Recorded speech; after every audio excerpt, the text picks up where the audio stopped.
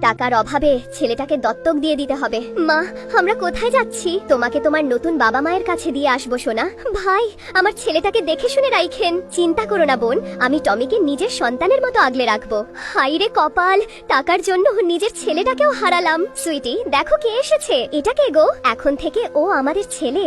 আমি মায়ের কাছে যাব, আমি মায়ের কাছে যাব। কেঁদো না সোনা, আমি তোমার মা। ও, এতগুলো আলু কি আমাদের? হে টমি, সব তো তোমার জন্যই। তাড়াতাড়ি স্কুলে যাই, বাবা মা আমার জন্য কত কষ্ট করে। ভালো করে পরীক্ষা দিয়ে বাবা মাকে সারপ্রাইজ দিব। আরে বাবা, কত বড় মাছ! এদিকে দাও, এদিকে দাও। আজ এই সবগুলো মাছ ভাজি করে খাবো। হে টমি, বড় মাছগুলো তো তোমার জন্যই। ভালো করে মাছগুলো ভেজে নি। ছেলেটা মাছের জন্য কত পাগল। মা, তোমার হাতের রান্নার তুলনা হয় না। ভাজিটা খেতে কত মজা লাগছে। এই জনি, তোর রেডিওটা একটু দে, গান শুনি। এই টমি, তোকে কিন্তু এখন মার দিব। ছাড় বলছি। ছেলেটার ভবিষ্যতের জন্য আমাকে আরো পরিশ্রম করতে হবে। জনির রেডিও দেখে টমি তো কেঁদেছিল। আজ টমির জন্য একটা রেডিও কিনে নিয়ে যাব। টমি, দেখো কি এনেছি। আরে বাবা, তুমি আমার জন্য রেডিও এনেছো। তুমি আমার ভালো বাবা। বাবা, মা, দেখো আমি পরীক্ষায় ফার্স্ট হয়ে প্রাইজ পেয়েছি। ও আমার সোনা ছেলে।